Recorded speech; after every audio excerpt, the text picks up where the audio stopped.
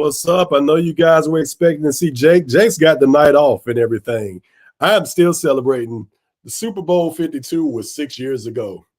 We won that. Those were good times.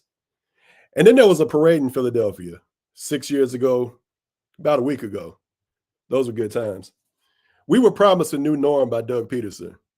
We didn't get the new norm we were expecting. The new norm became like 9-7 and barely making the playoffs. We got to another Super Bowl. You probably remember that. That was last year with the greatest team we've ever had. Things didn't work out the way we wanted them to, but it was fun.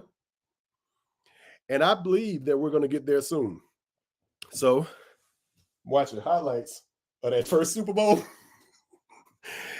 And we're going to be celebrating all night long because I told myself I wasn't going to watch the game. I lied to myself. I told myself, I don't care who wins. I lied to myself. I knew I was going to watch the game because Andy Reid was in it. I knew I was going to watch the game because it was the Super Bowl. I knew I was going to watch it because Patrick Mahomes was in there, and I wanted to see if the Chiefs were going to do it again.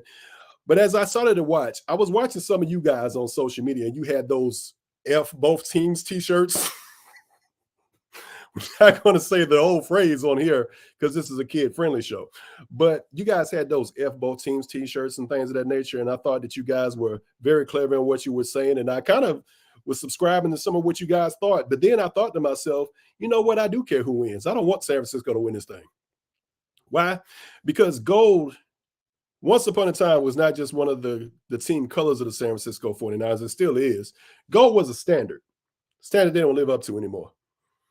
What would Joe Montana and Roger Craig and John Taylor and George Seifert and the great Bill Walsh, what would that guy think about the San Francisco 49ers we had today? You know, the dudes that cry all the time. The dudes that came into Philadelphia. Brock Purdy got knocked out the game. You remember the story. Somehow that was our fault that Brock Purdy got knocked out the game because the offensive genius, Kyle Shanahan, decided to put a backup tight end on the side of the formation that Haason Reddick was lining up on. Brock gets knocked out the game. You guys know the story. Somehow that was our fault. And we were supposed to apologize for the NFL being a demolition derby. We were supposed to apologize because they weren't, quote unquote, at full strength, even though every time I looked, there was 11 guys on the field on both sides of the ball. Nobody was upset when Donovan McNabb got knocked out the championship game against the Carolina Panthers. We were just supposed to deal with that. We didn't spend the entire offseason talking about how that was our Super Bowl and we should have won that. No, we took it on the chin. We retooled. We came back, got back to the bowl the next year, and things didn't work out how we wanted to. But you didn't hear us complaining. All we've heard from the San Francisco 49ers since the NFC Championship game last year was how that was their Super Bowl, how we somehow robbed them of that in a demolition derby where guys get hurt in football all the time. Again, no sympathy when Donovan got hurt. No sympathy when we lost anybody to injury. But for some reason, we were supposed to apologize. Remember when Bryce Pop ran into Randall Cunningham's knee? Did we complain all offseason and sit here and say that we would have won the Super Bowl if Randall Cunningham had been present? No. Did we cry because a fog somehow descended on Soldier Field that year? Did we cry about that all offseason? No, we didn't do that. But the San Francisco 49ers somehow believed that it was our fault they didn't win the Super Bowl. They knuckled up. They came back. And congratulations to them. They earned some rights to brag. They showed up to Philadelphia in black, saying it was our funeral, and they backed up all the chatter. But they got to the big bowl, and as I told myself I didn't care, I realized I was lying because I did care who won that game. I would rather see Andy Reid win another one and do it again and further make Philadelphia a footnote in his story. The greatest Eagles coach of all time is also the greatest Chiefs coach of all time, and he'll go into the Hall of Fame as a Kansas City Chief. We're a footnote in this story. But, gosh, it felt good to see the Niners walk off the field dejected. Gosh, it felt good to see Debo in tears. It felt good to know that Corey Clement in Super Bowl 52 had more receiving yards than Ayuk and Debo and George Kittle combined. I'm happy. So I'm celebrating. I don't know whether to talk trash. I don't know whether to light up a cigar, pray, do a dance, might do a combination of all of them before the night's over with. But to help me along, first let me say shout out to all my brothers from other mothers, the rest of the Inside the Iggles family, all my sisters from other misters, Trancini, Jackie, and I got another one joining me tonight. My sister looks just like me if you look at her. Shannon Finnegan is joining us on the broadcast. What's going on, Shannon? Hello, hey Eagles fans. I'm so excited to be here for my first live stream talking all about the birds. And I agree with everything you said thus far, Jeffrey. I'm ready. Shannon, I might do a dance. I might Let's light up go. a cigar. Might kick a freestyle. Mm-hmm. I don't know how this night is going to go, but I'm ready for fun because I am here to dance all over the grave of the San Francisco 49ers. I'm wearing black now. Yep. So Yep. I'm feeling good. It felt amazing to watch the end of that game and to watch the 49ers lose in similar fashion to how we lost last year, to know that they were feeling the same way. It was amazing. I had this moment where I was watching the game and Patrick Mahomes started running down the field and I was like, go, go, go. And I sat back and I was like, you could not tell me a year ago today that a year from now I would be cheering on Patrick Mahomes in a Super Bowl. But the 49ers are one of two teams that can make me do that. And it felt so good. Absolutely. I felt you. I was sitting there, Shannon, and I was saying to myself, I really don't care who won this game. But as the game started to progress, as we got out of the first quarter, and I don't know how you feel about Usher. I'm not an Usher fan. I'm dreading the Usher performance.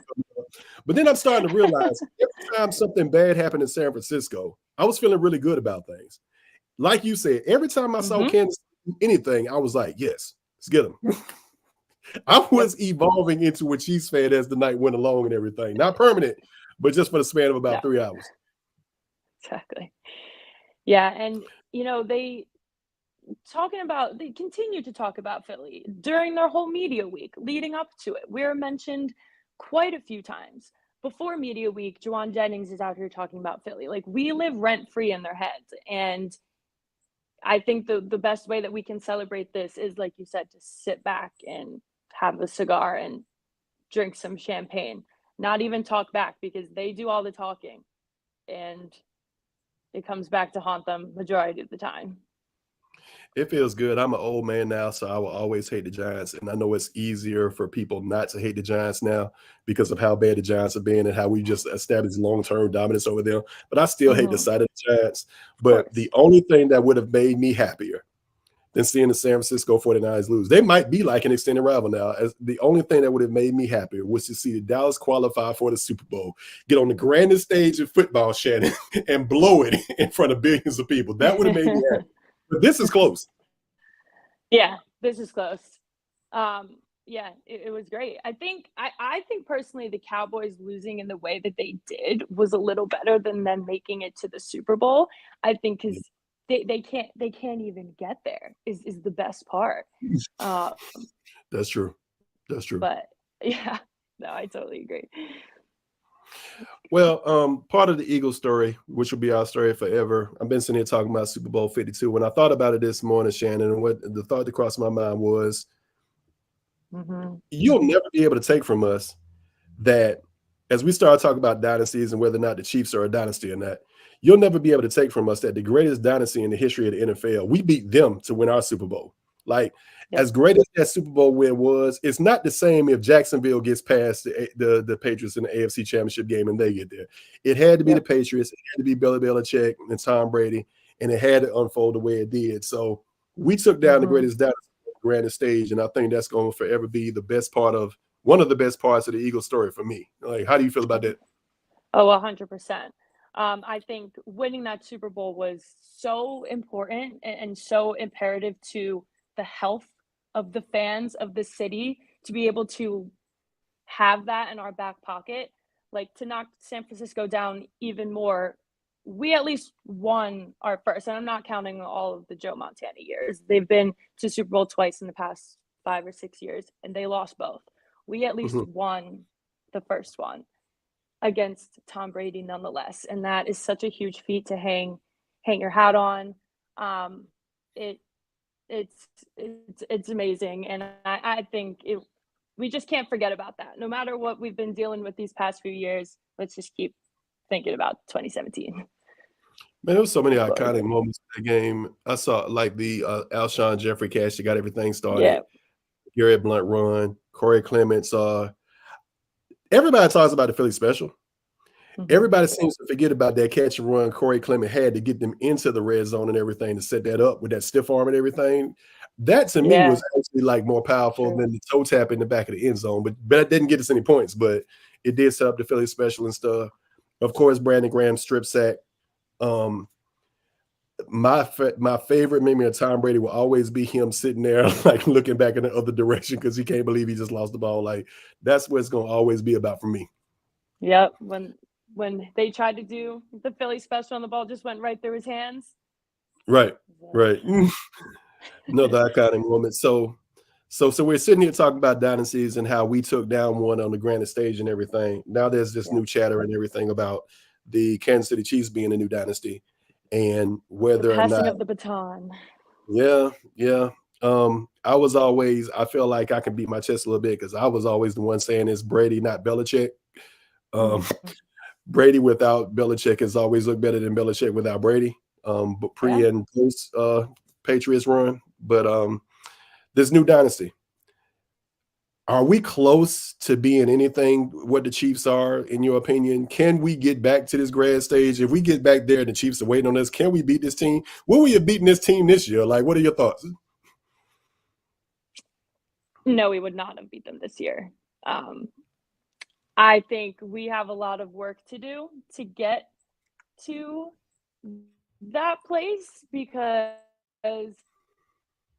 defense wins championships and our defense is not up to the task so far. We had an amazing we still have an amazing offense. Our offense is probably top 3 in the league, and we were not able to win with just our offense last year. Our defense let us down, and I don't think our defense, it got worse this year. And we'll have to see what happens this offseason with free agency and trade acquisitions if, Howie and Sirianni can beef up our defense. But until we, get better talent on the defensive side, because that's what it comes down to, is the talent that we have, I don't think we can kind of be in the dynasty conversation. So hopefully that'll change soon. But it's really the defense has got to improve leaps and bounds. Michael Sturkley, so when did Covey become the Eagles spokesman? We actually get into that. And Andrew Bagley, how can they let Haason Reddick look for a trade? You guys must be reading the teleprompter because me and they're gonna get to all that tonight. But the San Francisco 49ers, in an attempt to try to become a dynasty, they gave Jimmy Garoppolo a lot of money. He's no longer in San Francisco, as you know. They moved heaven and earth to get Trey Lance. That didn't seem to work out and everything. They settled on Mr. Irrelevant in the draft, the last player taken in the draft. He becomes the franchise signal caller and things of that nature, and he's partially responsible for what they're doing. Are you seeing Brock Purdy as a franchise quarterback yet, or are you still needing some convincing?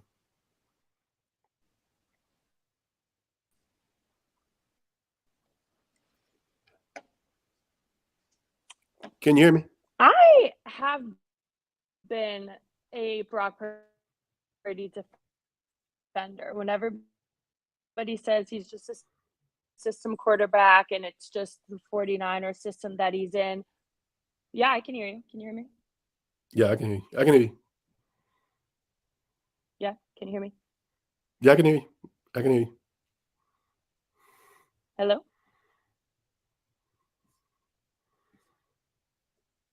Yeah, we're good. We're good. Okay, we good? Okay, cool. I think he's a really good quarterback and can be very successful. Okay. I think that I'm not convinced the 49ers are going to stick with him, honestly. I could see them transitioning to somebody else. Okay. What about the Jalen conversation? Are you sold on Jalen? Did he take too far of a step backwards this year for you to feel like he's still the guy that can get it done for us? I think Jalen's the guy. 100% he's the guy. I think his regression was due to coaching. I think Jalen is a player that needs to be coached really hard. And I think Shane Steichen coached him really hard. And I think Brian Johnson did not. And Jalen took a step backwards. I think we kind of saw that in college. In Alabama, he wasn't getting coached super hard, and then in Oklahoma, he was. So I think his regression has to do with coaching, not all on coaching. Like, he has to own up to some of his own mistakes too, but he's our guy and he's going to keep getting better. He just needs a better offensive coordinator behind him. So these Chiefs, how many Super Bowls you think the Chiefs can win? You think they're done, or you feel like they can three-peat, or you feel like they got a few more left in the bag? I mean, Mahomes is only 28.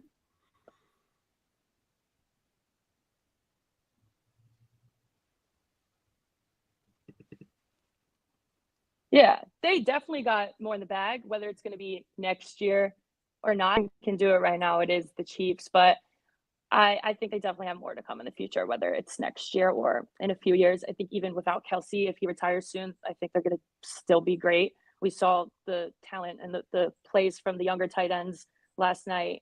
I think they're going to be okay without Kelce. So as long as they got Patrick Mahomes, they're going to be in the running for Super Bowls. So from that, we move on to Kelce, who you brought up. So the Eagles lost in the wild card round. Jason Kelce informs the team that he has no intention of coming back for another season. It's an emotional moment. We understand that. He decides that, maybe I spoke too soon. It was the emotions of the game. I got caught up in the moment, so on and so forth. We then see Jason Kelce a few days later. He's stating that he has made no decision about his future. Then we see Jason Kelce in Buffalo with his shirt off. Then we see Jason Kelce in Las Vegas at a blackjack table. Then we see Jason Kelce at an Adele concert. Jason Kelce is all over the place. Like, I tried to put a Jason Kelce timeline together, and it's impossible to do so. Like, I started writing down what Jason Kelce was doing. And most recently, I heard Jason Kelce talking to Chris Sloan on Greenlight, I believe it was. And he was referring to the Eagles, not as we, but they. This is what the Eagles have to do when they're going to do this, and that. So we're on Jason Kelce watching.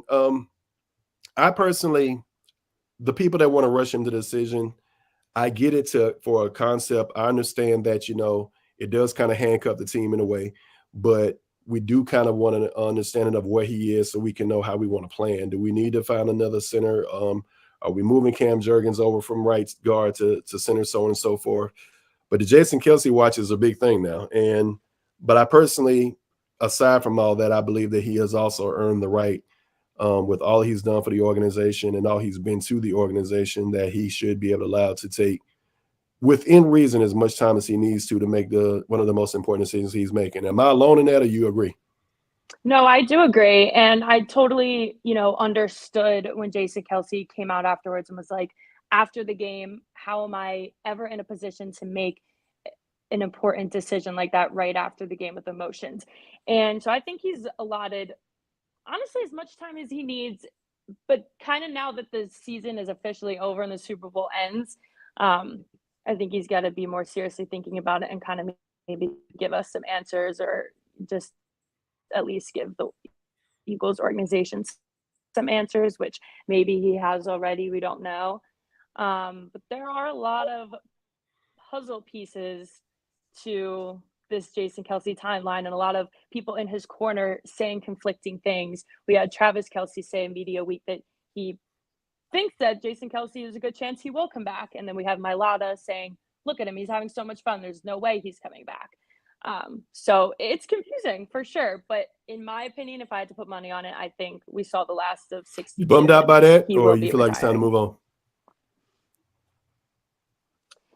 I'm weirdly not as bummed out. I think the Kelce documentary, really helped to kind of shine the light on like why he's retiring and why he has to. Not that he just wants to, not that he's done. He doesn't want to retire, but he's at that age and he has a family, a growing family. And it makes sense just on a personal level, when you take kind of like business out of it, that it's probably the best decision for Jason Kelce and his family for him to retire. But yeah, of course I'm bummed. I mean, he's awesome. It's definitely, it's gonna be tough not to have him, snapping the ball next year. If that's well, Shannon, it's called the 24-hour rule for a reason. And I think you and I have talked about this before. I think one of our earlier conversations, 24-hour rule to some people is defined as kind of got to give guys room to breathe. Jason didn't give himself, we just talking about Jason. Jason didn't give himself room to breathe, to think, to make a decision that he probably would have made had he had more time to think about it. So Jason, within a few moments of the game, ended his emotional. He says he wants to quit. 24 hours later, the answer is different. There's also like a rule in our business where it's like 24 hours after the game ends, even though I've never understood this, Shannon, because I feel like, there's a fan in all of us, even though we report on the game, so on and so forth. Mm-hmm. But because we love the game, we can hang on to memories as much as we want to. I mean, I got on a damn Super Bowl 52 t-shirt. So this theory that a lot of fans have that kind of echoes what the players have, like, immediately after a loss or a win, you got to, put that one, you got to pack that one away. You got to get ready for the next one and stuff like that. I try to tell people sometimes, chill out a little bit. We have a little bit more room to kind of like to think about a little bit more.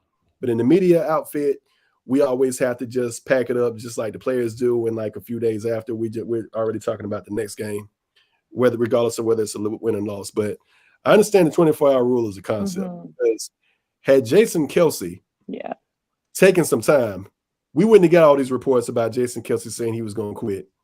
And I think we don't get moments like this. Check this out right here, Shannon. Let's send you down to the field and Aaron Andrews. Joe, thank you so much. Richard, let me ask you the final play. Take me through it. Well, I'm the best corner in the game. When you try me with a sorry receiver like Crabtree, that's the result you're going to get. Don't you ever talk about me. Who was talking about you? Crabtree, don't you open your mouth about the best. Or I'm going to shut it for you real quick. L.O.B. All right, and... Yeah, that's what happens when you shove a microphone to an emotional guy's face like a few seconds after the game. Yeah. Richard Sherman has nothing to do with the Eagles, by the way, but Richard Sherman, like immediately after, is still hyped up and stuff like that. And I felt like, he got a lot of criticism for that. But I'm like, okay, the guy just played a game. He's still upset. He's still fired up and things of that nature. Give him some time, calm down and stuff like that. Yep. So that was my theory. Translating that to Britton Covey. Britton Covey has had plenty of time. It's been way over 24 hours. It's been way over 24 hours for Britton Covey. Britton Covey's had time to think about what he says before he says it. Britton Covey, you and I talked about this a few weeks ago, was talking about Jalen Hurts being unapproachable in the locker room, and then that got blown out of proportion, so then he had to walk it back. It's like, look, I didn't say anything bad about Jalen Hurts and stuff, and it seemed like at that point, Shannon, I thought that might be a valuable lesson that Britton Covey needs to learn. But then Britton Covey did it again. Britton Covey went to Las Vegas, and he started talking again. So to answer the question of Michael Stokely, who asked us a few minutes ago, when did Britton Covey become our spokesperson? Like, how did this happen? It's a really good question, and it's super random. I mean, my first thought was, why is he even in Vegas, honestly? And like, it's super random. I appreciate it in a sense where we have not gotten many answers at all about the biggest question, what happened? And, the Eagles players are all very well media trained, and they kind of always give us a bunch of nothing. And I'd still say what Covey was giving us was still pretty much nothing, but it was the most that we've gotten out of any player since the end of the season. And it's very weird and random that it's coming from Britton Covey during Super Bowl week. But I do appreciate the insights a little bit because it doesn't answer any questions, but it kind of confirms some rumors. Yeah. So that's my question. Like, so, because I've been asking myself this for a while. Like, I like the Eagles when we have no idea what they're doing. Like when we're talking about, okay, are these guys going after DeAndre Hopkins? And then we're like, there's just always this rumor. Every time there's this disgruntled player and he looks like he might fit into the Philadelphia Eagles scheme on offense or defense, we all of a sudden want to start talking about why the Eagles should be interested in things of that nature. And then come to find out from time to time, they actually are interested in some of these guys. So that kind of adds a little fuel to the fire and stuff. So we like that. We like that inside information. But then there are these other times when we're talking and it's like, okay, so what's going on? And then we find out they've traded for A.J. Brown during the draft and they've traded for DeAndre Swift during the draft. I like that because I always felt like, we were like flying under the radar and there was this covert stuff going on. But then you look around and it's like, gosh, like guys are talking to Derek Gunn and these guys are in the locker room, and Derek Gunn has all these sources about how beat guys are upset with the play calling and so on and so forth. And then Brenton Covey's talking, and then you got John Ritchie on 94 Whip FM talking about why is he talking? He's the punter. And did we become the Dallas Cowboys? Like it seems like all of a sudden now the Dallas Cowboys are like the drama-free franchise that doesn't say anything, and now we're the ones that's always in the news for the wrong reasons. You know, there's been a lot of similarities between us and the Cowboys this season. No, I don't like it, but yeah, it's a good point. I've always felt with the Eagles that they're not transparent with their fans, that they keep things secret. The reports will come out and the players will immediately say, no, that's not true. Everything is fine. And it's like, but is it, or are you just saying that? And it's definitely frustrating when a season like this happens, when you completely collapse and fans are spending money, the fans are spending their time, and all we want is answers, and we're getting absolutely nothing. And then maybe when the season ends, we want some answers because the season's over and we still get nothing. Until Brenton Covey just goes to Super Bowl week and it kind of gives us a little bit of insight. It's very interesting the way that the Eagles organization works with regards to media. You want to hear something funny? I don't even know what he said. Like, all I know was... I actually have the quotes right here. I have the quotes right in front of me. Would you like me to read some? Sure. I was upset because I was like, gosh, he just said something about Jalen and stuff. And then I'm seeing all the reports. Brenton Covey's talking again.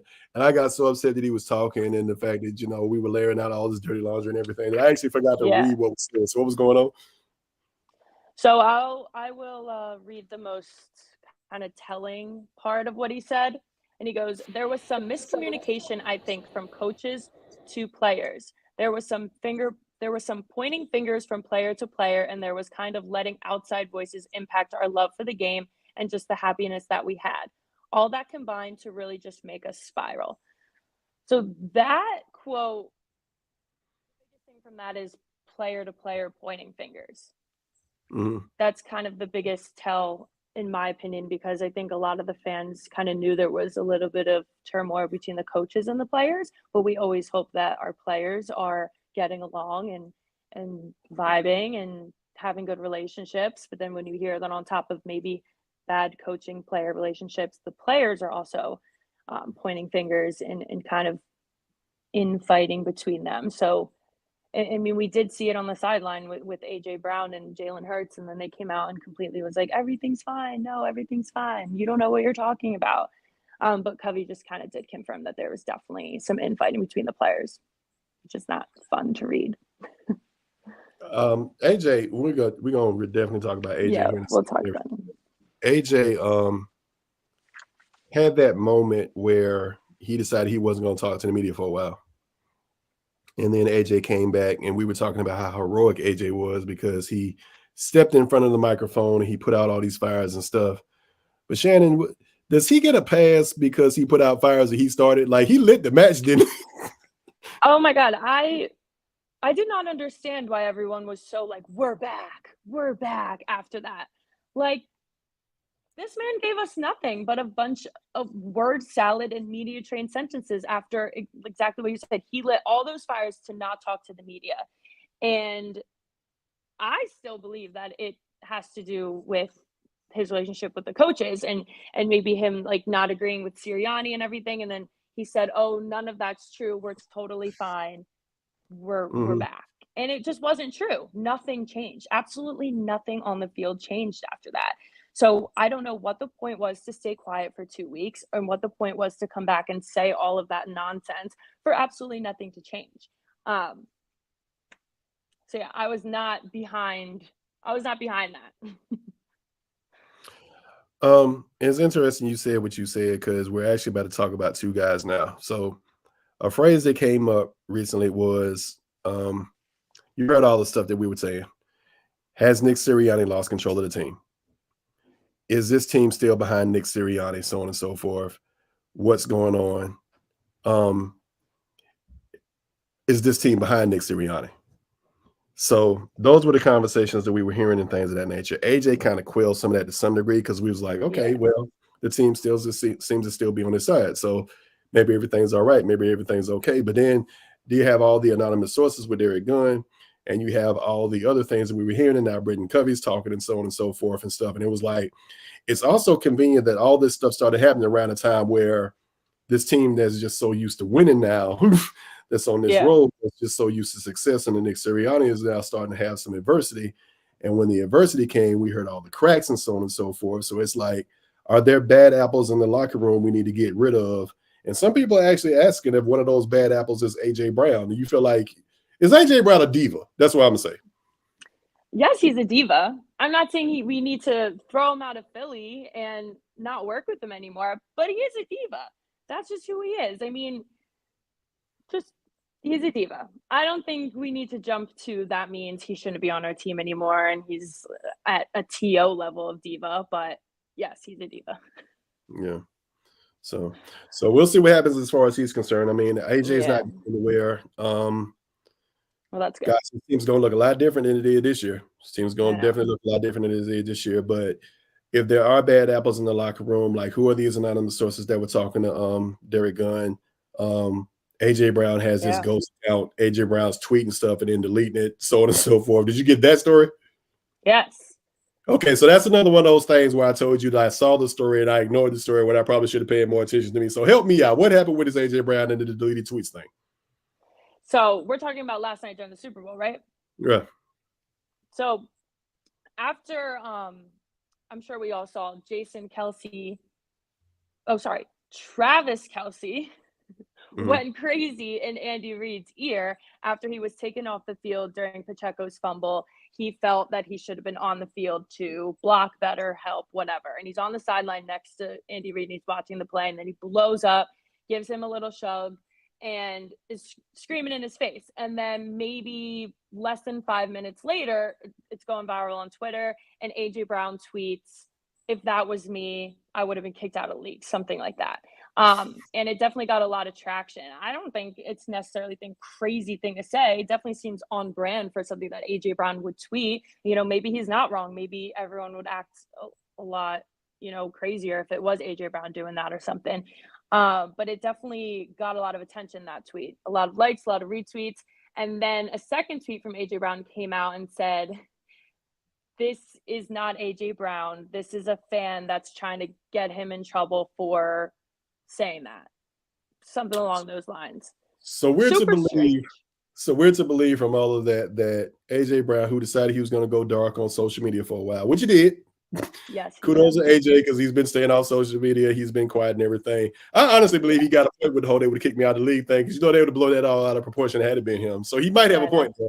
But so we're supposed to believe that somebody hacked AJ Brown's account and sent this tweet out and everything and then deleted it.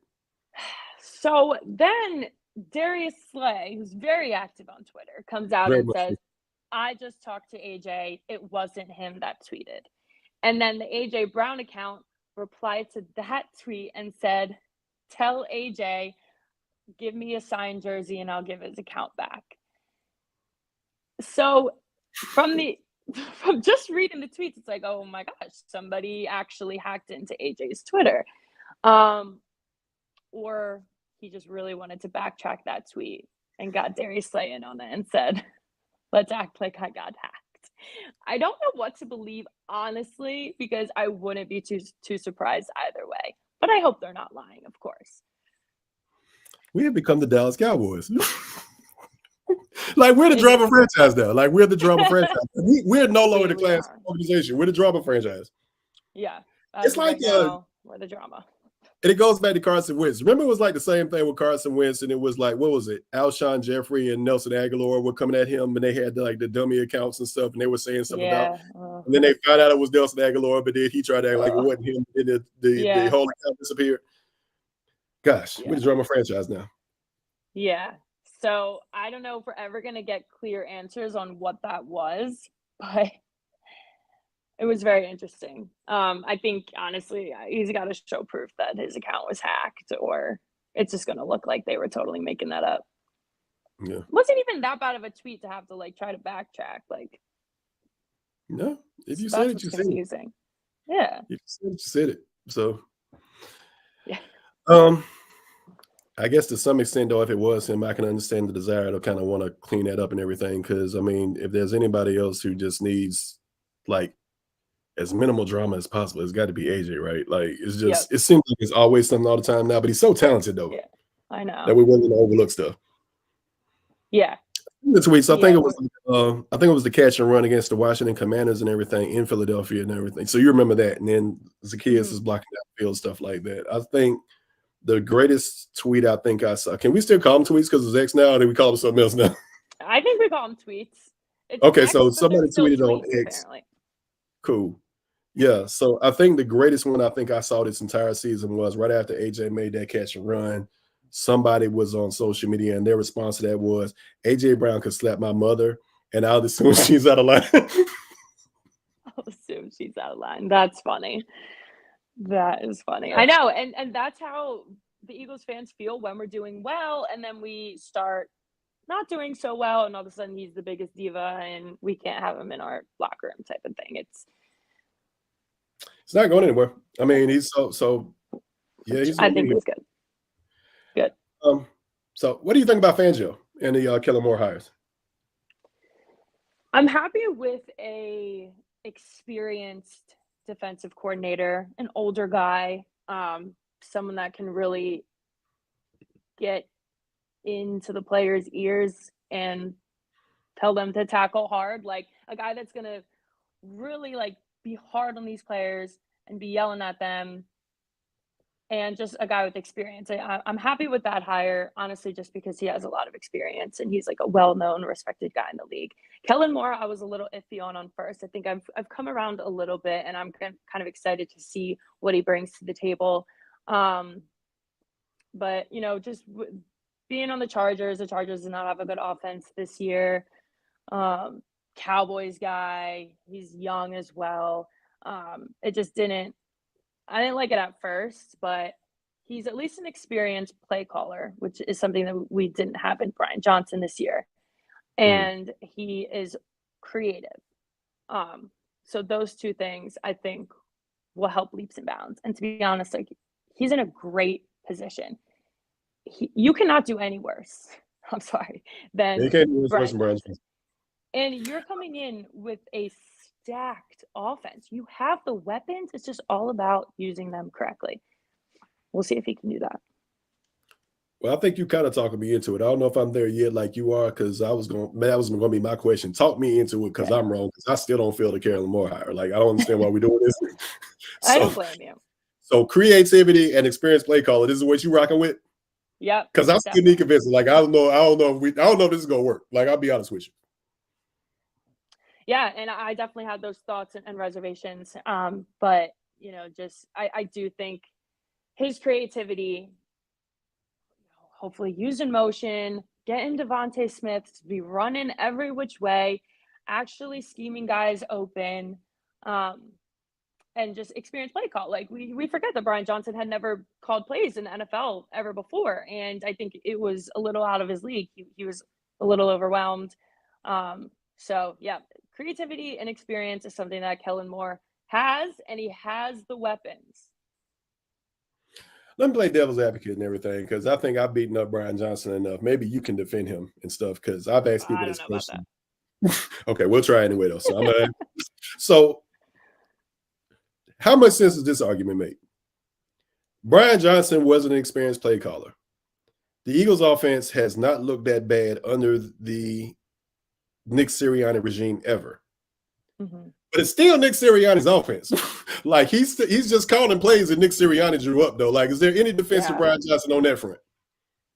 Definitely. And I think people kind of had to remind me of that during the season. I'd be hard on Brian Johnson, and I'd be reminded, like, this is Nick Sirianni's offense, and he's stuck playing the calls, and we have no idea how much wiggle room Brian Johnson has to change and do things. So yeah, that's probably the biggest argument for Brian Johnson, is that it was Nick Sirianni's offense. But then, so yeah, I don't want to. I won't go back to busting on him. We'll leave it at that. I appreciate you for talking me into this Kellen Moore thing. I'm still trying to work through this and everything. So this is what somebody just texted me a couple minutes ago. Okay. Motion. We're actually gonna see motion in the offense now. Like Motion Please. can help things. Like motion, you can see guys like, walk from one side of the formation to the other. You can see if a guy goes with him. Now we know if they're in man coverage or if they're playing zone. We can do some things like that. But motion is important. I don't know about you, Shannon, but I'm tired of the screen pass. Like football is not that difficult. There are certain plays that are just always a part of the rule book, even if they look different in different offenses. You call play action because you're running the ball well, because play action then has the defense worried about the run, so you can run play action. Yeah. The screen pass. Go ahead. They were so confusing. I think they weren't working, but also we're having Julio Jones run the screen and having Devontae Smith block. And that's how Devontae got hurt. Julio is a huge guy, and he is good at blocking. And he said before he wants to be known for his blocking just as much as his catches. Why are we having the skinny guy blocking for Julio Jones? Like little things like that never made sense to me. But the screens, they never worked, and I'd like to see away from that. I think I'm gonna take it a step further too. Like we're talking about like basic plays in the NFL handbook or football in general. Like this goes all the way back to Pop Warner and junior high school and everything. Screen passes are only supposed to be used when the other team blitzes. So when the team blitzes, the screen is supposed to take advantage of the fact that the team is being over aggressive and stuff like that. If there's no blitz coming, there's no reason for us to run the screen pass, right? Yep. Okay, just making sure we were not using it correctly at all. And we never had, hot routes or anything for Jalen to get the ball out quickly when we got blitzed. And we got blitzed the entire Tampa Bay game. And that's because Todd Bowles went in knowing that we don't have an answer for blitzes. And we just continued all season to not have an answer for Jalen. And I think Jalen just needs – the coaches need to help him out more. The motion is going to help Jalen read the defense and kind of carry the correct plays out, and giving him options to get the ball out quickly on blitzes is just a huge thing that our offense was missing. Mm-hmm. So I pulled up AJ Brown's contract, right? So 4 years, $100 million, average salary $25 million per year. But what's supposed to happen is the Eagles had a potential out during the 2025 offseason after next year. So they can get out of this contract after next year, but that would cost him $30 million in dead cap space. I doubt they're going to do that. So he's here after that from 2025, 2026, which would make him an unrestricted free agent in 2027. Okay. So we know AJ Brown's going to be around.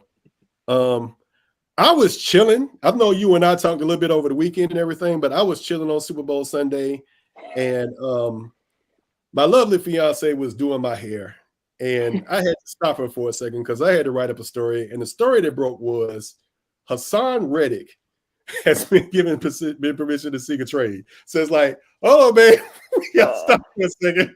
You got to write up a story about Haason Reddick because I was supposed to be off today, and now the Eagles have decided that Haason Reddick may not be a part of this team anymore. So let's see what we got to do about this. Such a blow. So Haason Reddick, I'm going to ask you the question.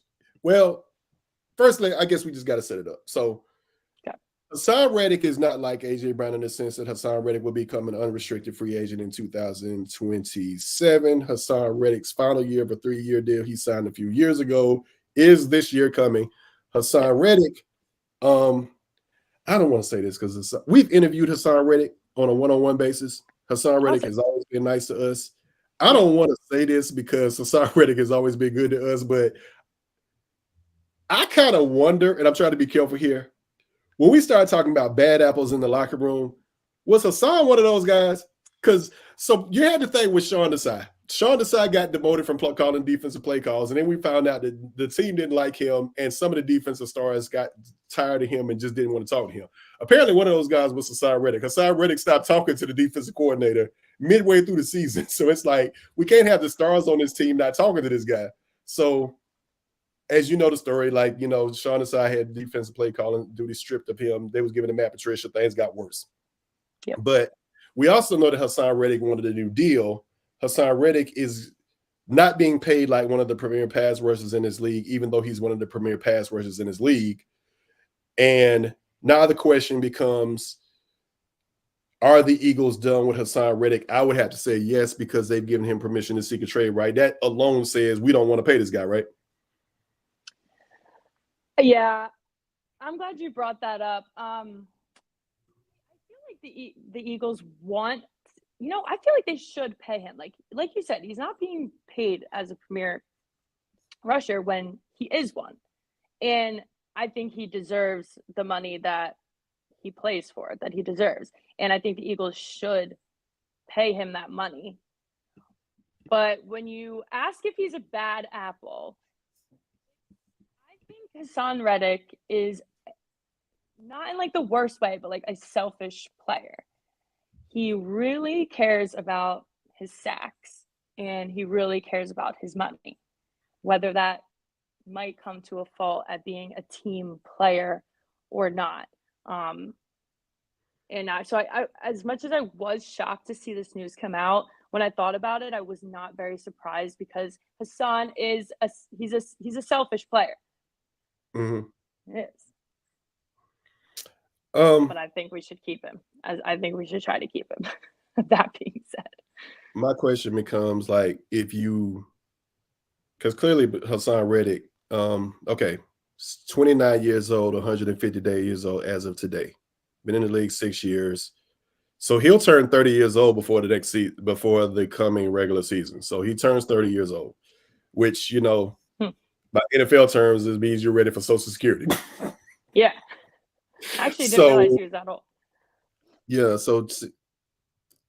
but gosh, he's good though. He's so double-digit sacks both years with the Philadelphia Eagles, double-digit sacks with the Carolina Panthers before that. I was actually at that game in Charlotte against Carolina when Philly came to Charlotte and stuff like that. And it was just terrorizing Jalen Hurts and stuff. And I believe that was the day they decided, we got to get this guy on our team. Simple guy, Philly guy. Yeah, Philly guy. Mm-hmm. Went to Arizona, had a decent career in Arizona, just made a Pro Bowl. So now you're talking about, okay, the guy just made a Pro Bowl and stuff. And I think, to your point, I understand the kind of like the selfish part too, because this is how these guys get these deals, though. Because a lot of times as fans, you want to sit there and say, this guy doesn't care about the stacks and the numbers and so on and so forth. All he cares about is the Super Bowl ring. But when you go to the negotiating table and it's time to hammer out these contracts, you need to have a couple of Pro Bowls. Yes. You need to have a couple of double-digit sack seasons or something. So to that extent, I get it. But last year of a deal, if you move on from him, who you got, though? Josh Sweat is okay, but Josh Sweat towards I'm going to say the Seattle game, Josh Sweat started looking like he needed a couple of days off. Like he had never played that much before. Jalen Carter, all the Georgia guys, Jalen Carter hit the rookie wall. Jordan Davis might just need to be in on first and second down. They don't trust Nolan Smith. Keely Ringo can play, but you got James Bradbury and you got Darius Slay there. And that's who you got if you move on from Son, though? That's the thing. That's why I think you got to pay him. With the amount of holes we have in our defense already, we need linebackers, we need younger corners. Like, we do not have time to focus on finding another edge rusher when we have him right here. We need to be focusing on other things, and I just think it just won't be great to add trying to find a replacement for Haason Reddick on top of the plate of all the other defensive holes that we need to fill when we have him right here, Mm-hmm. So Josh Sweat, I like. I'm sitting here looking at, we got nothing. Josh Sweat is good, but Josh Sweat can't be out there like the entire duration of a game.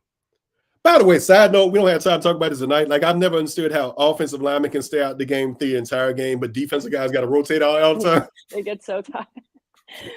I don't know. I guess they're putting in a little more effort, I guess. But yeah, that's funny. I think with our defense, Jalen Carter is our main priority. We got to keep him for the long haul. Like, we got to keep him. Everybody else, and Haason Reddick. I'm saying we should keep Haason Reddick too. Everybody else we don't have anyone everyone else is dispensable in my opinion, besides Jalen Carter and Haason Reddick. But Haason Reddick, we don't know. On the defensive side of the ball, you mean? On the defensive side of the ball. Yeah. I looked at something too. Okay, so gosh, what does it say here? So Haason Reddick is Guys, his 2024 financial rankings in the NFL is number 74.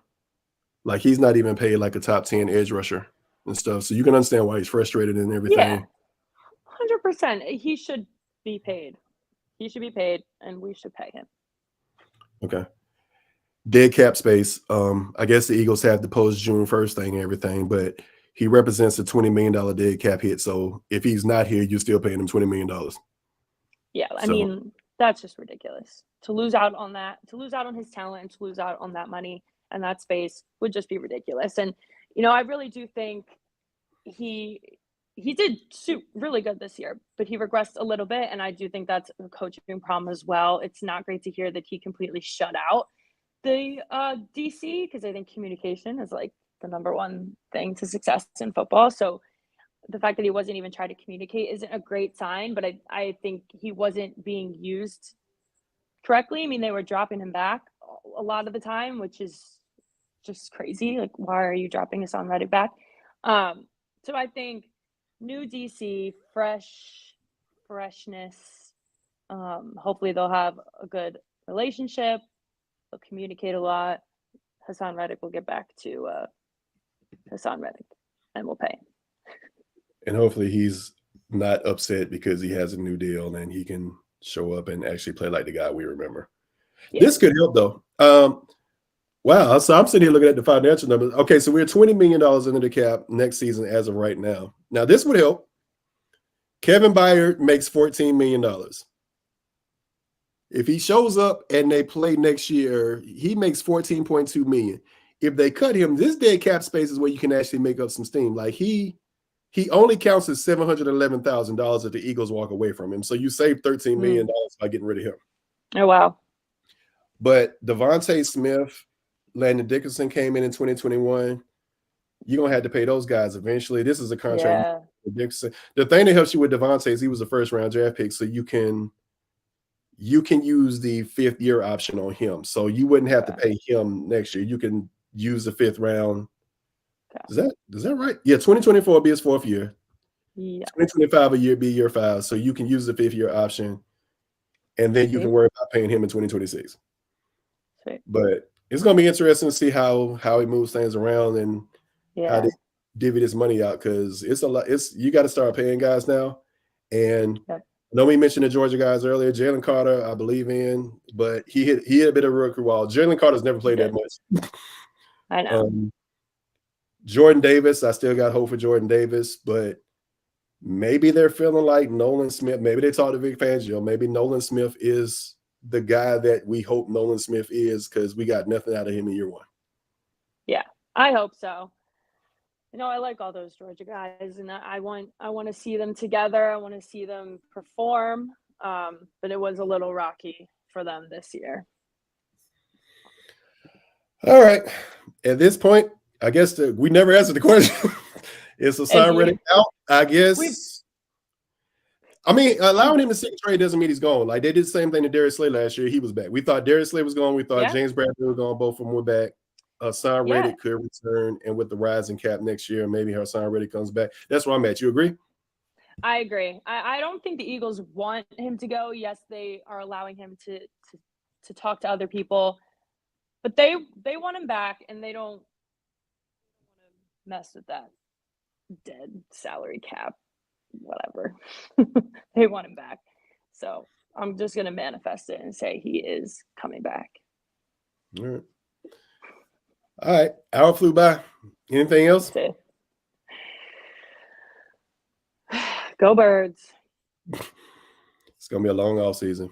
Well, those of y'all that tune in and everything, we hope that you guys enjoyed the live stream here on tonight. We appreciate you guys for hanging out with us. Continue to hang out with us on Facebook.